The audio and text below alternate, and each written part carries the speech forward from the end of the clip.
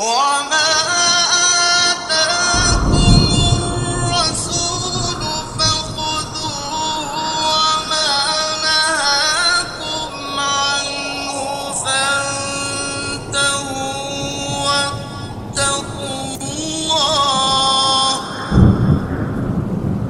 إن الله شديد العقاب.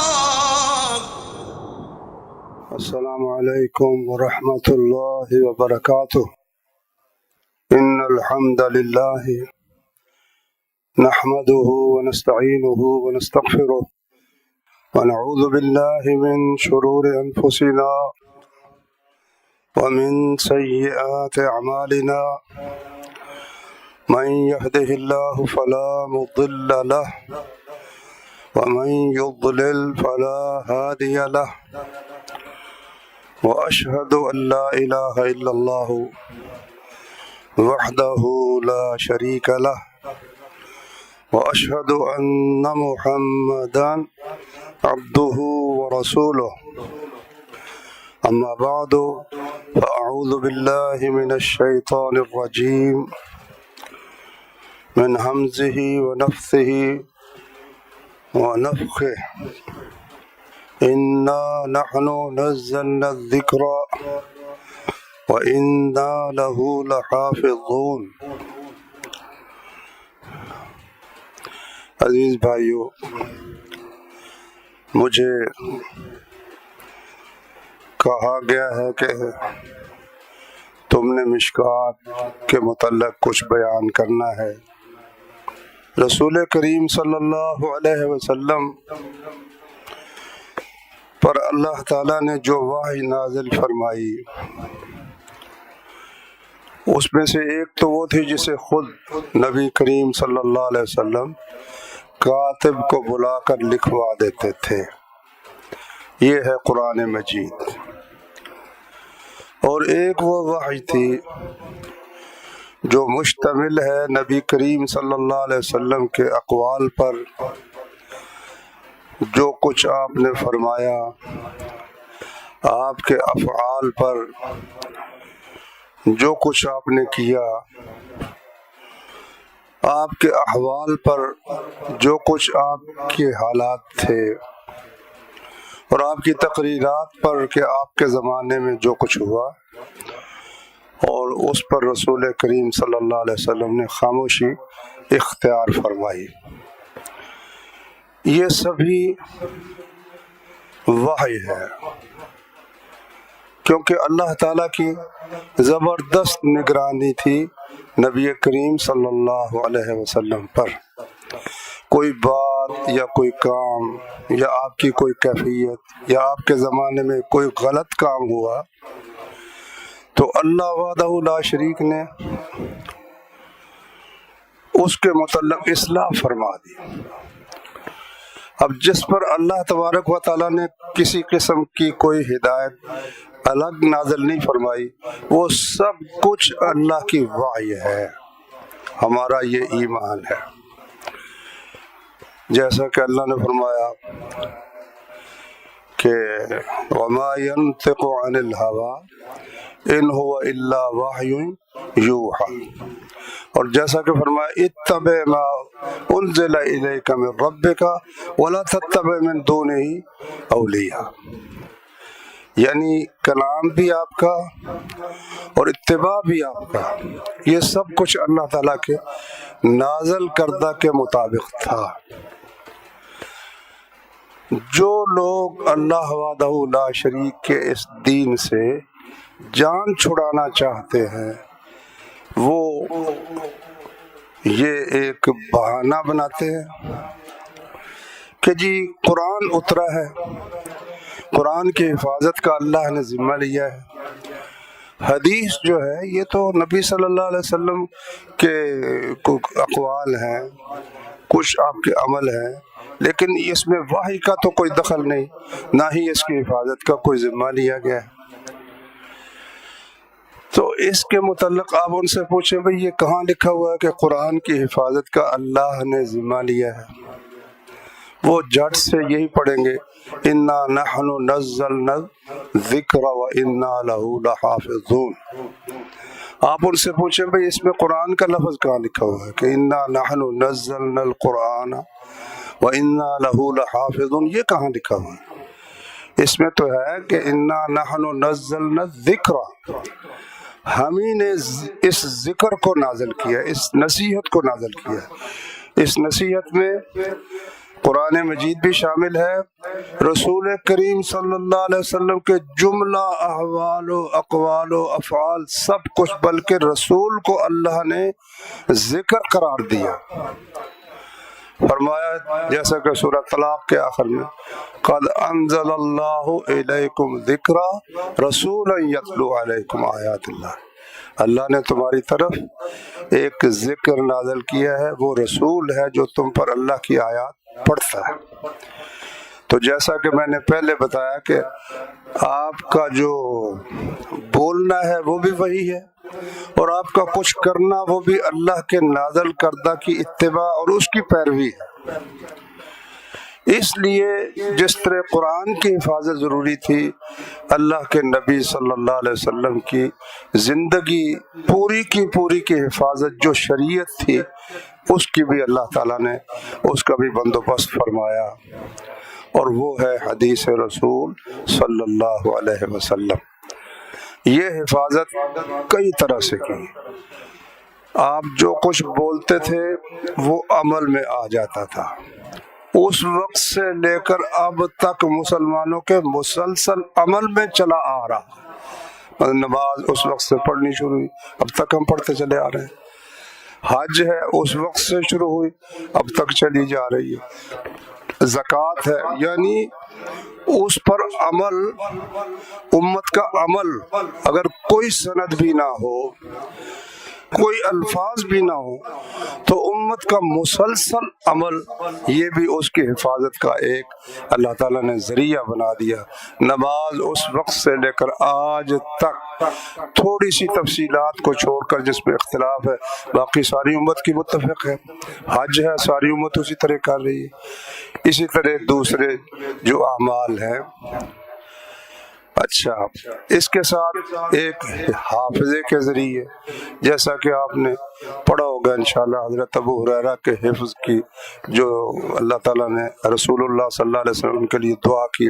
دوسرے صحابہ کا حافظہ عربوں کا بہت قوی تھا، کیونکہ وہ لکھتے نہیں تھے، لکھنے کے ساتھ بھی حفاظت ہوئی، جیسا کہ عبداللہ بن عمر رضی اللہ عنہ لکھتے تھے، اور جس طرح کہ حضرت ابو ہریرہ رضی اللہ عنہ نے اپنی احادیث وہ لکھوائی وہب بن منبہ، حمام بن منبہ کو، اپنے شاگرد کو۔ تو اس طرح اور بھی جہاں یعنی حدیث کے متعلق کتابیں لکھی گئی ہیں، ان میں تفصیل لکھی ہوئی ہے کہ کیا کیا چیزیں رسول اللہ صلی اللہ علیہ وسلم کے زمانے میں لکھی ہیں۔ تو یہ جو کتابیں ہیں، مثلا حضرت عبداللہ بن عمر کی، وہ تو سیدھی براہ راست رسول اللہ صلی اللہ علیہ وسلم سے ہے۔ اچھا، پھر جس کے درمیان رسول اللہ کے درمیان اور بیان کرنے والے کے درمیان ایک واسطہ ہے، یہ حمام بن منبہ کا، یعنی صرف حضرت ابو ہریرہ کا واسطہ ہے۔ پھر بہت سی پھر کتابیں اس کے بعد، ہر محدث نے تقریباً کتابیں لکھی، جن میں امام مالک رحمۃ اللہ علیہ کی کتاب ہے موطا۔ موطا کا معنی ہے جس پر سب کا اتفاق ہے۔ تو اپنے زمانے میں علماء کا جن احادیث پر اتفاق تھا، اور امام مالک جن کو صحیح قرار دیتے تھے، یہ موطا حدیث کی پہلی کتاب ہے صحیح۔ تو اس میں کتاب حدیث سے کچھ کم ہے، ایک آدھ حدیث پر کچھ کلام بھی ہے۔ موطا پورا ہی بخاری اور مسلم میں آ گیا۔ اس کے بعد پھر کتابیں لکھی گئیں، ان میں سند تھی، اور سند کے ساتھ حدیثیں بیان کی گئیں۔ وہ کئی طرح کی ہیں، مسندات ہیں، مثلا امام احمد بن حنبل رحمہ اللہ کی مسند ہے، اسحاق بن راہویہ کی مسند ہے۔ تو ایک دور یہ گزرا ہے، یعنی کم ہی کوئی محدث ہوگا جس نے کتاب نہ لکھی ہو، لیکن وہ لوگ سند لکھ کر اپنے ذمے سے بری ہو جاتے تھے کہ لو جی ہم نے سند بیان کر دی ہے، اس کو دیکھ لو، اگر راوی درست ہیں، صحت کے اصول کے مطابق ہے تو صحیح ہے، ورنہ یہ تحقیق خود کرو۔ اب ضرورت اس بات کی تھی کہ عام آدمی، ایک سبزی فروش، ایک فوجی آدمی یا عام کوئی بھی بندہ عالم بھی ہو تو وہ اتنی استعداد تو نہیں رکھتا کہ وہ صحیح اور ضعیف میں پہچان کر سکے، اس کا فیصلہ کر سکے۔ تو یہ کام پھر اللہ تعالیٰ نے حضرت امام بخاری رحمۃ اللہ علیہ، حضرت امام مسلم رحمۃ اللہ علیہ ان سے لیا۔ ان کے بعد پھر اس طرز پر کام کئی محدثین نے کیا۔ ابن حبان رحمہ اللہ نے صحیح لکھی، اسی طرح سے ابن خزیمہ انہوں نے بھی لکھی، ابن جارود نے المنتقا لکھی۔ اس طرح صحیح احادیث اور جو مستخرجات ہیں، یعنی بخاری اور مسلم کی حدیثیں کئی ائمہ نے اپنی اپنی سند سے لکھی، اور کوئی مستدرکات لکھی گئی جیسے امام حاکم کی ہے، اس میں یار کو تو نہیں پہنچ سکے جو امام بخاری اور مسلم کا تھا۔ بہرحال یہ امت کا ایک بہترین ذخیرہ ہے حدیث کا، جس کے ساتھ اللہ کے رسول صلی اللہ علیہ وسلم کی حدیثیں محفوظ ہو گئی۔ اب یہ بہت بڑا ذخیرہ ہے۔ امام احمد کی مسند کو دیکھو تو وہ بہت ہی بڑی ہے، اور اسی طرح بخاری مسلم بھی، وہ بھی مکرر حدیثوں کی وجہ سے کافی حدیثیں اس کے اندر، مسلم میں بھی بہت حدیثیں ہیں، مکررات بھی ہیں۔ تو اس لیے اب بعض ائمہ نے کمر ہمت باندھی اس کام پر کہ بھائی وہ سندیں حذف کر کے تو جو متون ہے نا حدیث کے الفاظ، وہ جمع کر دیے جائیں ابواب پر، تاکہ مسئلہ معلوم کرنے کے لیے سہولت ہو جائے، مسئلہ معلوم ہو جائے۔ اس کے لیے پھر کئی کتابیں لکھی گئی ہیں، اور جن میں سے ایک کتاب ہماری جو آج کی زیر بحث کتاب ہے مشکوۃ المصبابیح، اور بھی کتابیں ہیں، مثلا المنتقا ہے، المنتقا وہ ہے شیخ الاسلام ابن تیمیہ کے جو دادا تھے انہوں نے لکھی تھی۔ منتقل الاخبار، منتقل الاخبار، اس میں بھی بالکل مشکوۃ کی طرح ہی نا احادیث ہیں، صحابی کا نام ہے، حدیث ہے، اس کے بعد کس نے بیان کی ہے یہ اس میں ذکر ہے۔ منتقل اخبار بھی حدیث کی ایک بہترین حدیث کا انتخاب ہے۔ اس کی شرح لکھی ہے امام شوکانی رحمہ اللہ نے، نیل الاوطار، جو کہ اہل حدیث کے ائمہ اور اساتذہ، ہمارے اساتذہ بھی، ان کی بھی تاکید تھی کہ بھائی اگر کوئی شخص فقیہ بننا چاہتا ہے، محدث بننا چاہتا ہے، تو نیل الاوطار کا مطالعہ اس کے لیے لازم ہے۔ تو وہ منتقل اخبار کی شرح ہے۔ اس کے علاوہ یہ جو ایک حدیث کا انتخاب احکام کے متعلق نہایت ہی نفیس انتخاب، وہ حافظ ابن حجر عسقلانی رحمہ اللہ کی بلوغ المرام ہے۔ ایک عمدۃ الاحکام بھی ہے، اس سے پہلے ایک اور امام مقدسی کی، تو وہ چھوٹی ہے اور اس میں صرف بخاری مسلم کی حدیثیں احکام کی۔ یہ تو یعنی ایسی کتاب ہے کہ بڑے سے بڑا محدث بھی ہونا بلوغ المرام سے مستغنی نہیں ہو سکتا۔ بلوغ المرام ماشاءاللہ حدیث کی بہت نفیس کتاب ہے اور بہت عمدہ انتخاب ہے۔ تو اس طرح کا اس میں صرف احکام کی حدیثیں، البتہ آداب اور اخلاق کی حدیثیں آخری باب کتاب الجامع میں وہ انہوں نے انتخاب کیا ہے، بہت اچھا، وہ بھی مختصر سا انتخاب ہے، اور اخلاق کی اور آداب کی حدیثیں بلوغ المرام میں بھی ہیں۔ اچھا، جامع قسم کی کتاب جو ہے نا وہ منتقل اخبار بھی ہے، اور الترغیب و ترہیب بھی آپ نے سنی ہوگی، وہ بھی اسی انداز کی کتاب ہے ماشاءاللہ، اس میں بھی احادیث بیان کی گئی ہیں۔ مشکوۃ شریف یہ لکھی ہے ابو مسعود حسین بن فرا بغوی نے، تو انہوں نے یہ کیا کہ احادیث کی جو سب سے معتبر کتابیں شمار کی گئی ہیں نا، جن میں حدیث کا ذخیرہ تقریباً قابل اعتبار حدیثوں کا ذخیرہ آ گیا ہے، وہ ہیں بخاری، مسلم، ابو داود، ترمذی، نسائی، ابن-e-Maja، دارمی، اور یہ کتابیں کتب اربع، صحیحین اور کتب اربع، کئی ان کو صحاح اربع بھی کہہ دیتے ہیں، وہ اکثر حدیثوں کے لحاظ سے ہے، ورنہ ان چاروں کتابوں میں اکثر حدیثیں تو صحیح ہیں ماشاءاللہ، کوئی حدیث اس میں کمزور بھی ہے۔ تو حسین بن مسعود فرا بغوی نے یہ کام کیا کہ انہوں نے کتاب تصنیف کی، اس کا نام انہوں نے رکھا المصبابیح۔ المصبابیح کا معنی ہے چراغ، یعنی روشنی کرنے والے چراغ، رسول کریم صلی اللہ علیہ وسلم کی احادیث۔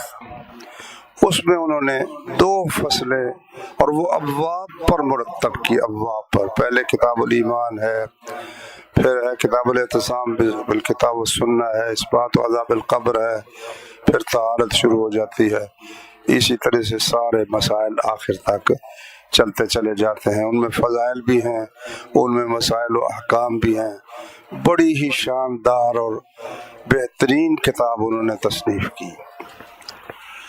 اچھا، انہوں نے پھر ہر باب کا نام لکھ کر نا آگے یہ نہیں لکھا الفصل الاول اور الفصل الثانی، نہیں، ایک عنوان ان کا یہ ہے الصحاح، کہ اس میں صرف بخاری مسلم کی حدیثیں بیان ہوں گی۔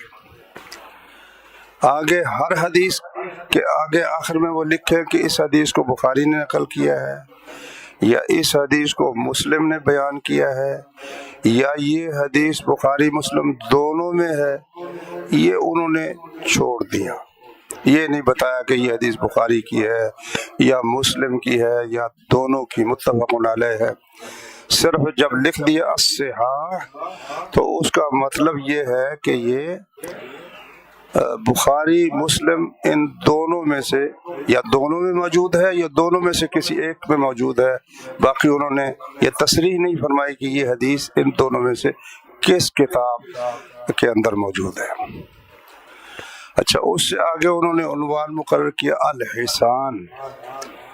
الحسان کا معنی عام تو یہ ہے کہ حسن حدیث ہے، تو حسن حدیث تو وہ ہے نا صحیح، اور حسن کا ایک اطلاق ہے، یہ لفظ بولے جاتے ہیں صحیح جس میں 5-6 شرطیں ہوں، خبر الاحاد بے نقل عدل، راوی عادل ہو، تام ضبط اس کا مکمل ہو،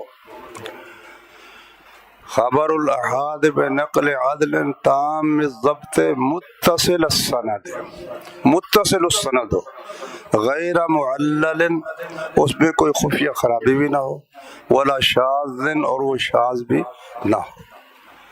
تو تام الضبط کی حدیث ہے تو اس کو محدثین کیا کہتے ہیں؟ یہ صحیح حدیث ہے۔ فإن خف الضبط، اگر باقی سب شرطیں ٹھیک ہے لیکن ضبط اور حافظہ اس کا وہ اعلیٰ درجے کا نہیں، اس سے کچھ کم ہے لیکن قابل اعتبار ہے، تو اس حدیث کو کیا کہا جائے گا؟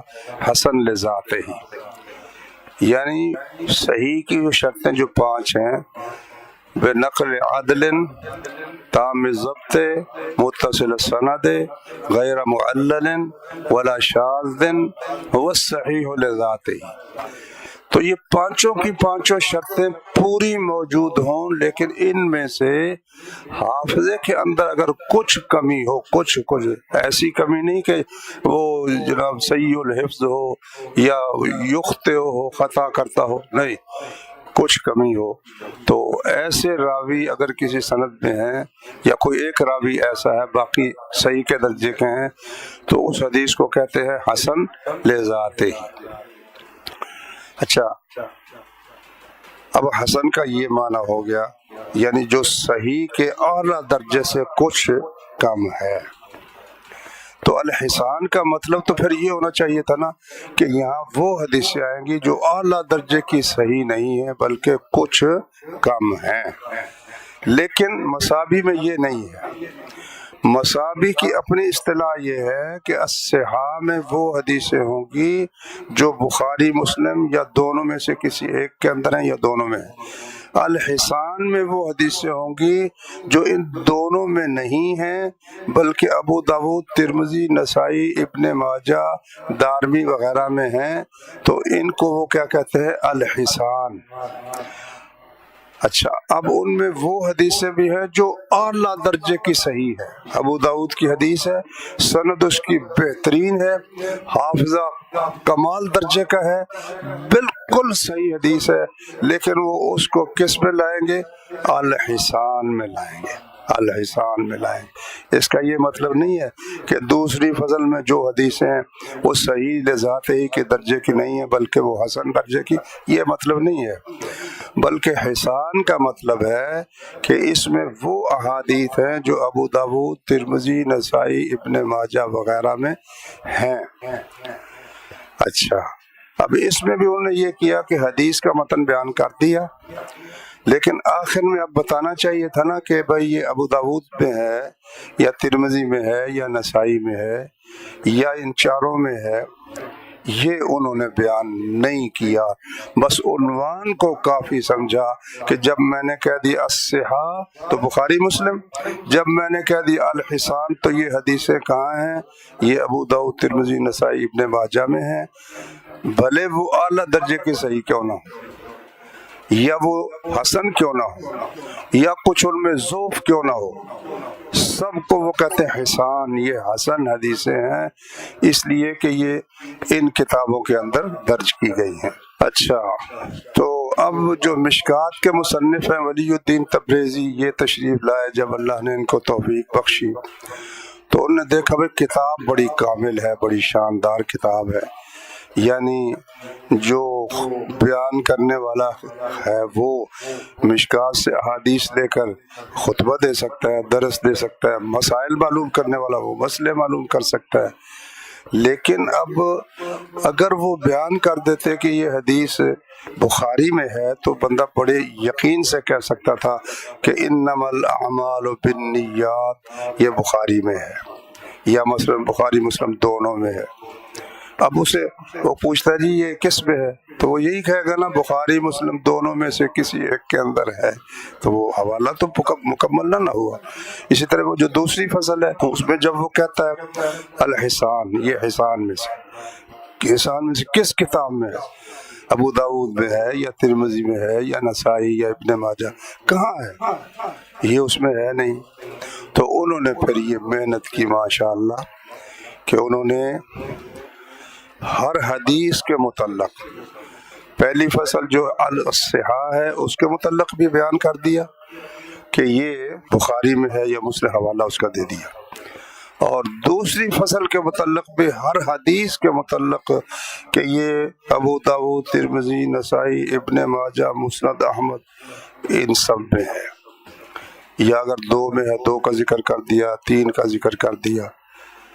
اور اس طرح سے جو شخص بھی کوئی حدیث بیان کرے اسے یہ سہولت حاصل ہو گئی کہ بھائی وہ بیان ساتھ کر سکتا ہے کہ یہ حدیث ترمذی شریف کی حدیث ہے یا نسائی کی حدیث ہے یا مسند احمد کی حدیث ہے۔ یہ ایک بہت بڑی غنیمت مسلمانوں کو حاصل ہو گئی اس ذخیرے سے فائدہ اٹھانے کے لیے۔ اچھا، جب اتنا بڑا کام اللہ نے اس آدمی سے لیا تو انہوں نے دیکھا کہ ابھی کافی ساری ایسی حدیثیں بھی ہیں بخاری اور مسلم میں جو یہاں نہیں آ سکیں۔ اسی طرح باقی کتابوں میں بھی ان تمام ابواب میں سے ہر باب کے ساتھ تعلق رکھنے والی کافی ساری حدیثیں ہیں جو اس میں نہیں ہیں۔ اس کا نام پھر انہوں نے یہ جو الصحاح تھی اس کا نام الصحاح ختم کر کے انہوں نے رکھا الفصل الاول، اور الحسان کا نام ختم کر کے انہوں نے اس کا نام کیا رکھا؟ الفصل الثانی. اور تیسری فصل پھر انہوں نے اپنے پاس سے محنت کر کے جمع کی، اس کا نام رکھا انہوں نے الفصل الثالث. تو الفصل الثالث جو ہے اس میں انہوں نے یہ نہیں کیا کہ صرف ابو داؤد وغیرہ کی، اس میں بخاری کی حدیث ہے، اگر وہ رہ گئی پہلی فصل میں آنے سے اور باب سے تعلق رکھتی ہے، بخاری کی بھی حدیثیں ہیں، مسلم کی بھی ہیں، اسی طرح سے دوسری جو کتب احادیث ہیں ان کی حدیثیں بھی وہ اس میں موجود ہیں. تو یہ ایک کتاب بہت ہی شاندار تیار ہو گئی، یعنی کم ہی کوئی حدیث رہ گئی ہے جو مشکوۃ شریف میں نہ آئی ہو، اکثر حدیثیں ماشاءاللہ اس میں آ گئی. میں مدت تک خطبہ دیتا رہا، اب بھی جمعہ پڑھاتا ہوں. میں تو یہ کرتا تھا کہ پہلی فصل میں سے نا بخاری مسلم کی حدیث سے رٹا لگا لیتا تھا اور وہ بیان کر دیتا تھا. تو کیونکہ میں نے ایک عالم سے سنا، وہ کہنے لگا کہ مجھے میری تقریر لوگ شوق سے سنتے نہیں تھے، تو میرے استاد نے کہا کہ دیکھو تمہاری بات میں ہو سکتا ہے کہ اثر نہ ہو، لیکن رسول کریم صلی اللہ علیہ وسلم کی بات پہ تو یقیناً اثر ہے. اس لیے تم بس حدیث رسول کو رٹا لگا لیا کرو، اور وہ حدیث پڑھتے گئے اور ترجمہ کرتے گئے، حدیث پڑھتے گئے ترجمہ کرتے گئے، خود بخود اللہ نے اس میں یہ تاثیر رکھی ہے، لوگ سنیں گے. تو میں تو مدت تک، اب بخاری مسلم میں سے حدیث سے نکالنا ذرا مشکل کام ہے، اس میں جمع کی ہوئی ہے نا، پکا ہوا جو ہے دسترخوان تیار ہے مشکوۃ شریف، پہلی فصل میں سے احادیث لے کر اس کو یاد کر لیتا تھا اور جمعہ پڑھا دیتا تھا. اب بھی وہ جو یاد کی ہے ان کا فائدہ ماشاءاللہ ہوتا رہتا ہے. تو اس لیے یہ ایک بڑی شاندار کتاب ہے. اچھا، اس میں انہوں نے یہ کہا ہے کہ جو حدیثیں بہت ضعیف ہوں گی ان کی میں نشاندہی کر دوں گا، لیکن ہوا یہ ہے کہ وہ جہاں انہیں کوئی ترمذی رحمہ اللہ کا کوئی کلام مل گیا ہے کہ یہ حدیث ضعیف ہے، یا میں نے محمد بن اسماعیل بخاری رحمہ اللہ سے اس کے متعلق یہ سنا، وہ تو نقل تقریباً کر دیا ہے، لیکن اپنی طرف سے کوئی خاص ضعیف حدیثوں کو ضعیف کہہ سکیں ایسا نہیں ہوا. اس کا نتیجہ پھر یہ ہوا کہ یہاں بر صغیر میں سب سے پہلے جو حدیث کی کتاب آئی، کیونکہ شروع میں تو جب آئے تھے نا صحابہ کرام اور تابعین، تو سندھ میں اور ان علاقوں میں اہل الحدیث ہی کا مذہب چلتا تھا. پھر جب شمال کی طرف سے آئے نا فاتحین، تو یہ فاتحین اکثر جو تھے نا، خصوصاً یہ جو تھے مغل بادشاہ، یہ فارسی بال تھے، فارسی بولنے والے تھے. 3 چیزیں وہ لے کر آئے اس ملک کے اندر. مولانا اسماعیل سلفی رحمۃ اللہ علیہ نے لکھا ہے، 3 چیزیں لے کر آئے، اور وہ تینوں نے کتاب و سنت کو پس پشت پھینکنے میں اپنا تینوں نے کردار ادا کیا. ایک تھی اس میں سے فارسی زبان، ان لوگوں کی زبان فارسی تھی، اور فارسی زبان جب ملک کی سرکاری زبان فارسی ہو گئی، انگریز جب آئے اس وقت بھی ملک کی سرکاری زبان فارسی تھی، فارسی کو فروغ حاصل ہوا، نتیجہ اس کا یہ نکلا کہ مسلمان عربی زبان سے بیگانہ ہو گئے.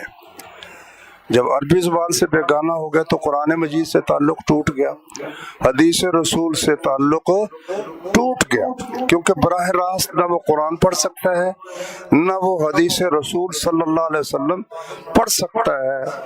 اور ایک چیز تو بھی فارسی زبان تھی، دوسری چیز تھی تقلید، حنفیت، حنفی مذہب کی تقلید ایسی آئی کہ اس کا اصول یہ تھا کہ مقلد کو قرآن سے کوئی سروکار نہیں ہے، حدیث سے کوئی سروکار نہیں ہے، یہ کام مجتہد کا ہے کہ قرآن حدیث میں سے مسئلہ نکال کر بیان کرے. اب سب مسئلے تو وہ نکال کر بیان کر دیے امام ابو حنیفہ رحمہ اللہ نے. وہ اس کے لیے اصطلاح استعمال کرتے ہیں کہ انہوں نے روٹی جو ہے انہوں نے عبداللہ بن مسعود نے وہ کہتے ہیں فقہ کا کھیت بویا اور پھر علقمہ نے اس کو پانی دیا، یا اس میں کچھ کمی بیشی ہو سکتی بیان میں، تو ان کے شاگرد ابراہیم نخعی نے اس کو کاٹا، اور حماد ان کے شاگرد جو تھے انہوں نے ان کے دانے نکالے، اور ابو حنیفہ رحمہ اللہ نے اس کا آٹا پیسا، اور اس آٹے کی روٹیاں ساری دنیا کھا رہی ہے. تو اس لیے پنجابی زبان میں جو حنفی فقہ کی پہلی کتاب ہے اس کا نام ہے پکی روٹی، کہ اماموں نے جو روٹی پکا کر دے دی بس اس کو کھاؤ. نتیجہ اس کا یہ ہوا کہ بر صغیر میں حدیث کی کتاب کا نام و نشان پھر نہیں ملتا. کچھ ہوئے ہیں محدث درمیان میں، حدیث کو ادھر سے حجاز سے پڑھ کر آئے، جس کو آج کل سعودی عرب کہتے ہیں، مکہ مدینہ سے، وہ آ کر کسی جگہ اگر بات کرتے بھائی حدیث میں یہ لکھا ہے، کہتے تراب حدیث رسول چکھا، تیرا حدیث رسول سے کیا کام ہے؟ تیرا کام ہے دلیل از قول ابی حنیفہ بیار، ابو حنیفہ کا قول دلیل کے طور پر پیش کرو. تمہیں کیا کس نے حق دیا کہ تم قرآن کو بطور دلیل پیش کرتے ہو، حدیث رسول کو بطور دلیل پیش کرتے ہو؟ تمہیں یہ حق کس نے دیا؟ تمہارا یہ حق ہی نہیں ہے. نتیجہ یہ نکلا کہ یہاں اندھیرا چھا گیا. قرآن پڑھنا، قرآن کا ترجمہ کرنا، یہ صرف خالص جو کئی سال تک حنفی فقہ کے پروردہ تھے وہ ترجمہ پڑھیں تو پڑھیں. عام آدمی کو قرآن کا ترجمہ پڑھنے کا موقع ہی نہیں تھا، ترجمہ ہی موجود نہیں تھا. تو حدیث کی کتاب جو پہلی جہاں تک مجھے یاد ہے، ممکن ہے اور بھی کو آئی ہو، یہ مشکوۃ شریف تھی. شیخ عبدالحق محدث دہلوی رحمۃ اللہ علیہ وہ لائے ہیں، اور انہوں نے اس کی بھی 2 شرح بھی لکھی ہیں. ایک ہے اشعۃ اللمعات ہے، اور دوسری کا پتہ نہیں کیا نام ہے، ایک عربی میں ہے اور ایک فارسی میں. فارسی والی میں نے دیکھی ہے پڑھاتے ہوئے، دوسری جلد مشکوۃ کی پڑھاتے ہوئے وہ اس کے ترجمے میں بہت فائدہ اس کا ہوا. اور اس کی ایک شرح مشکوۃ کی لکھی ہے ملا علی قاری رحمہ اللہ نے.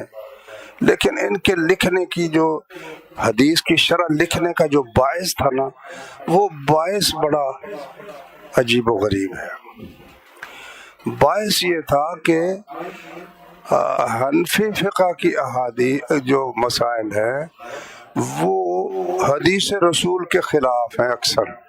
اب انہوں نے دیکھا بھی حدیث جو ہے وہ تو ہمارا مسئلہ اور ہے، حدیث کا مسئلہ اور ہے. ملا علی قاری نے اپنی مرقات کے شروع میں لکھا ہے کہ جب میں نے دیکھا کہ حدیث کی اکثر کتابیں شافعی حضرات نے لکھی ہیں، حالانکہ یہ 100% غلط ہے. حدیث کی کتابیں لکھنے والے نہ شافعی تھے، نہ مالکی تھے، نہ حنبلی تھے، اور نہ ہی حنفی تھے. چند ایک کو چھوڑ کر مثلا امام طحاوی ہے یا اس قسم کے، باقی سب اہل حدیث تھے.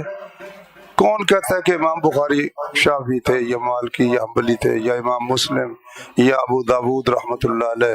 اپنے پاس سے جو ہے نا حنبلی، وہ اپنے علماء کے جو حالات بیان کرتے ہیں تو اس میں وہ ان کتابوں کے مصنف کو اپنا لکھ دیتے ہیں. شافعی حضرات لکھتے ہیں تو وہ ان کو اپنا لکھ دیتے ہیں. وَكُلٌّ يَدَّعِي وَصْلًا بِلَيْلَى وَلَيْلَى لَا تُقِرُّ لَهُمْ بِذَاكَ. وہ کہتے ہیں بخاری شافعی تھا. بخاری کہتا ہے میں تو شافعی کو نہیں، میں نے تو اس اپنی کتاب میں امام شافعی سے حدیث بیان ہی کوئی نہیں کی. حنفی کہتے ہیں کہ ان کے مسائل حنفیوں سے ملتے ہمارے تھے. وہ کہتے ہیں میں نے تو ابو حنیفہ کا نام ہی اپنی کتاب میں نہیں لیا، تو میں حنفی کیسے ہو گیا؟ تو بہرحال وہ لکھتے ہیں ملا علی قاری کہ جب میں نے دیکھا کہ شافعی حضرات کتب حدیث کے مصنف ہیں اور احناف کا یہ اس قسم کا کام نہیں ہے، لوگوں نے سمجھنا شروع کر دیا کہ حنفی مذہب حدیث سے خالی ہے، تو میں نے یہ شرح اس لیے لکھی ہے کہ میں یہ باور کرواؤں، بتاؤں کہ نہیں حنفی مذہب بھی ہے، حدیث ان کی بھی ملتی ہے۔ تو یہی وجہ ہے کہ اب ان کتابوں میں حدیث کی شرح بھی ہوتی ہے کچھ، لیکن زیادہ تر زور یہ ہے کہ اگر تم یہ کہو گے کہ حدیث میں یہ ہے تو ہم اس کا جواب یہ دیں گے، اور اگر آپ یہ کہیں گے تو ہم اس کا جواب یہ دیں گے۔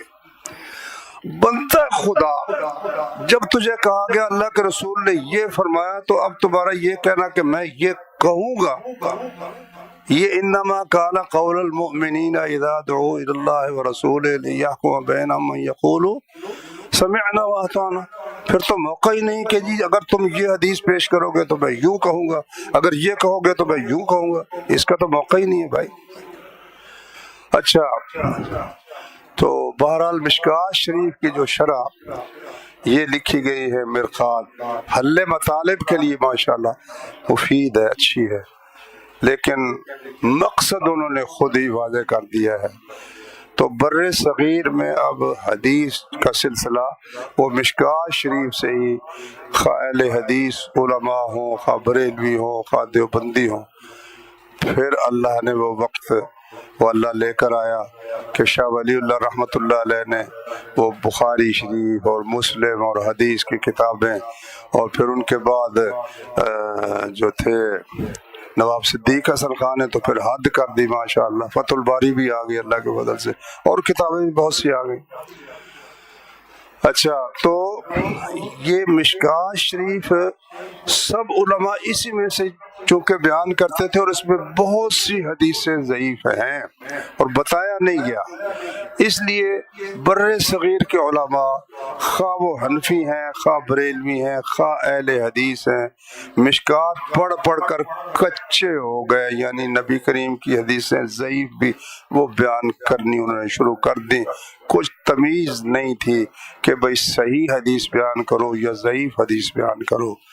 کچھ لوگ تھے جو اس کا خیال کرتے تھے، لیکن اس پر جو اس دور کا سب سے بڑا حدیث کا عالم ہماری دانست میں، ان کے کسی فیصلے سے اختلاف ہو سکتا ہے، لیکن یہ سعادت اللہ نے علامہ ناصر الدین البانی رحمہ اللہ کو عطا فرمائی، اور اسی طرح حجاز کے علماء میں بھی یہ ذوق موجود تھا۔ تو نتیجہ اس کا پھر ماشاءاللہ یہ نکلا کہ اب تعجب کی بات ہے، بریلوی حضرات بھی بعض مسئلہ لکھ کر کہتے ہیں یہ حدیث صحیح ہے۔ ان کو یعنی لوگ ان سے بھی پوچھتے ہیں بھی آپ نے جو یہ حدیث بیان کی صحیح ہے، ان کو بھی بتانا پڑتا ہے کہ صحیح ہے یا نہیں ہے، لیکن ان کا کام اب یہ ہے، میں نے وہ دیکھی ہے غلام رسول سعیدی صاحب کی کتابیں، تو وہ جہاں اپنی دلیلیں بیان کرتا ہے وہاں وہ بس ڈنڈی مار جاتا ہے، بیان ہی نہیں کرتا صحیح ہے یا ضعیف ہے، لیکن جو اپنے خلاف ہو اس کو ضعیف ثابت کرنے کے لیے وہ پھر زمین آسمان کے خلافے ملا دیتے ہیں۔ کو اپنے مذہب کی ہوں تو اس کے متعلق پھر صحیح ضعیف کی تمیز ان کی نہیں ہوتی۔ مولانا مودودی صاحب کو دیکھ لو، تفسیر میں ان کا یہ کام ہے کہ کسی آیت کی تفسیر کرتے ہیں نا تو اس میں 10 حدیثیں نقل کر دیں گے، بخاری شریف کی ہے، یہ مسلم کی ہے، یہ ابو داود کی ہے، یہ دارقطنی کی ہے، یہ بیہقی کی ہے۔ اچھا، اب دیکھو ان کا درجہ ایک تو نہیں ہے نا، بخاری تو بخاری ہے، لیکن یہ سب لکھنے کے بعد آخر میں کہیں گے کہ قرین قیاس جو بات معلوم ہوتی ہے نا وہ یہ ہے، جو بیہقی والی لے لیں گے جو بالکل ہی ضعیف ہوگی، یا دارقطنی کی یا کسی کی، وہ بخاری والی کو چھوڑ دیں گے، کہتے ہیں ان حدیثوں میں سے قرین قیاس جو بات عقل کو لگتی ہے نا وہ یہ ہے۔ یہ سب جتنا ٹبر ہے نا ان کا یہی طریقہ ہے۔ تو میرے بھائیوں، الحمدللہ اب یہ بیداری پیدا ہوگی ساری دنیا کے اندر، اور شیخ البانی رحمہ اللہ کے شاگرد، ان کے معاصرین جو ہیں وہ بھی، ان کا بھی بڑا حصہ ہے ماشاءاللہ۔ شیخ عبدالعزیز بن باز رحمہ اللہ، عبدل محمد بن صالح بن حسین، اور بھی سعودی عرب کے علماء جو ہیں، خصوصاً جامعہ اسلامیہ نے اس بات کو بہت فروغ دیا ہے۔ اب تو بر صغیر کے علماء بھی ماشاءاللہ اہل حدیث خصوصاً اس کے لیے کام کیا بھی ہے، کر بھی رہے ہیں۔ تو وہ جو کتاب ہے نا مولانا عبید اللہ مبارک پوری نے شرح لکھی ہے اس کی، مرآت المفاتیح، ماشاء اللہ حل مطالب کے لیے بھی، کسی مسئلے میں نتیجے تک پہنچنے کے لیے بھی کہ اس اختلاف میں فیصلہ کیا ہونا چاہیے، صحیح ضعیف میں بھی۔ لیکن بس اللہ تعالیٰ نے ہر ایک کا ایک وقت رکھا ہے، وہ پوری نہیں ہو سکی۔ سنا ہے جامعہ سلفیہ جو ہے ہندوستان کا، وہاں کچھ علماء اس کو پورا کر رہے تھے، اللہ جانے ہو گئی ہے یا نہیں، چھپی ہے یا نہیں، مجھے معلوم نہیں ہے۔ تو یہ بھائیوں مشکوۃ شریف جس نے بہت سے علماء کو، بلکہ سبھی کو، ہم بھی کئی دفعہ وہاں کی پڑھی ہوئی حدیث میں یاد ہوتی ہے، ہم کہتے ہیں جی حدیث رسول ہے، وہ کہتے ہیں صحیح ہے، کہتے ہیں اچھا دیکھ کے بتاتے ہیں۔ تو جو دیکھ کے بتانے والی بات ہے یہ کثرت مطالعہ سے ختم ہو جاتی ہے، آدمی کو آہستہ آہستہ یاد ہو جاتا ہے۔ ہمارے مجاہدین اکثر نوجوانوں کا بھی ذہن بنا ہوا نا، تو وہ پھر اچھا بھلا عالم ایک حدیث بیان کرتا ہے، وہ کہتے ہیں مولوی صاحب یہ حدیث صحیح ہے۔ اس نے پوچھا وہ ہوتا ہے دو چار عالموں سے، ان کو پوچھ کر یاد ہو گئی تقریباً اکثر حدیثیں کہ یہ صحیح ہے یہ ضعیف ہے۔ علم تو پوچھنے کا نام ہے نا، علم جو ہے وہ تو پوچھنے کا نام ہے۔ تو کسی نے پوچھا عبداللہ بن عباس سے کہ آپ نے اتنا زبردست علم کہاں سے حاصل کیا؟ انہوں نے کہا بلسان سعول وقلب عقول، زبان میری پوچھتی بہت ہے، پوچھتی جاتی ہے اور میرا دل اس کو سمجھتا ہے اور یاد رکھتا ہے، اس کے ذریعے سے میں نے یہ علم حاصل کیا۔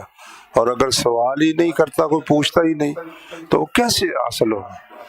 اور وہ کہتے ہیں کہ میں نے اپنے جو میرے ہم عمر تھے نا، عبداللہ بن عباس کہتے ہیں، میں نے اپنے ہم عمروں سے کہا بھائی آپ اللہ کے رسول کے بڑے بڑے صحابی موجود ہیں، کیونکہ جب نبی کریم صلی اللہ علیہ وسلم فوت ہوئے تو ان کی عمر 13 برس تھی، تو بالکل نوجوان تھے۔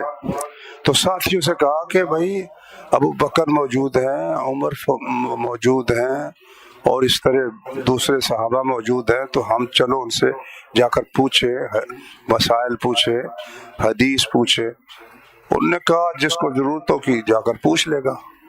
کہتے پھر میں جاتا، اور اس کا حسن ادب، کمال حسن ادب ہے عبداللہ بن عباس کا، رسول اللہ کا بھائی صلی اللہ علیہ وسلم، چچے کا بیٹا، اس وجہ سے سب صحابہ میں اس کی بڑی ہی قدر تھی کہ یہ رسول اللہ کے صلی اللہ علیہ وسلم کے چچے کا بیٹا آپ کا بھائی ہے۔ تو میں اس طرح کرتا کہ جس صحابی سے میں نے علم حاصل کرنا ہوتا، میں زور سے پہلے نا وہاں جا کر ان کے دروازے پر بیٹھ جاتا، دروازہ نہیں کھڑکانا، مت آرام کر رہے ہوں یا کسی کام میں مشغول ہوں، دروازہ نہیں کھڑکانا۔ کہتے وہ حجاز کی ہوائیں جو تھی، گرم ہوا، وہ بھی چلتی رہتی، ریت مجھ پہ پڑتی رہتی، میں بیٹھا رہتا کہ جب خود نکلیں گے تو پھر میں ان سے پوچھوں گا۔ تو وہ جب نکلتے اور دروازے پر دیکھتے کہ عبداللہ بن عباس بیٹھا ہے، کہتے انا للہ و انا الیہ راجعون، رسول اللہ کا بھائی ابن عباس چچے کا بیٹا، آپ نے مجھے اطلاع کیوں نہیں دی؟ میں آپ کو بٹھاتا۔ میں کہتا نہیں کوئی بات نہیں، میں نے یہ 1-2 مسئلے پوچھنے تھے، تو مسجد جانے تک اس راستے میں پوچھ لیتا، ان کو یاد کر لیتا، پھر اور یاد کرتا رہتا۔ تو سوال جو ہے نا یہ نصف العلم ہے۔ عام نوجوان جو جہاد میں ہے نا، کیونکہ انہوں نے اپنی زندگی وقف کی اللہ کی راہ میں، اس لیے وہ ہر مسئلہ پوچھ کر عمل کرنے کی کوشش کرتے، ہر مسئلہ یقین جان لو، اور پھر وہ یہ پوچھتے صحیح ہے، پھر اس کو یاد رکھتے ہیں۔ اس لیے میرے جیسے مولویوں کو یاد نہیں ہوتا، ان کو یاد ہوتا ہے، کیونکہ انہوں نے بہت سے لوگوں سے وہ پوچھا ہوتا ہے۔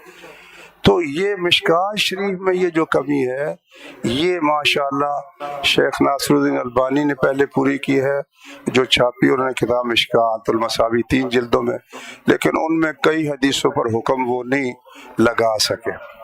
اب ایک کتاب آئی ہے، مجھے اس کا نام بھول گیا، میرے وہ ہے لیپ ٹاپ میں، پتہ نہیں اس کا نام کیا،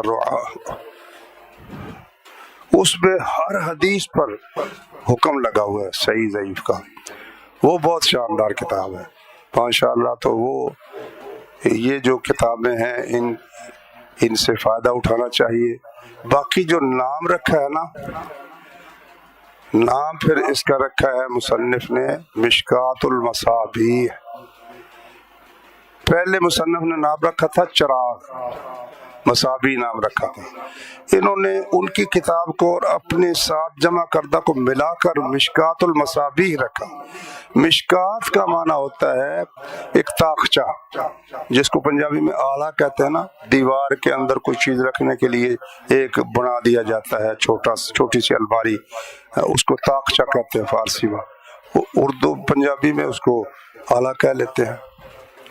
تو اب اس میں چراغ عام طور پر رکھا جاتا ہے، جیسا کہ قرآن مجید میں فرمایا نا کہ مثل نورہ کمشکوۃ فیہا مصباح، اللہ کے نور کی مثال جو اس نے کائنات میں پیدا فرمایا ہے، یا اللہ کے نور کی مثال ایمان کی جو مومن کے دل میں ہے، وہ ہے کمشکوۃ، جس طرح ایک طاقچہ ہے، فیہا مصباح، اس میں ایک چراغ رکھا ہوا ہے۔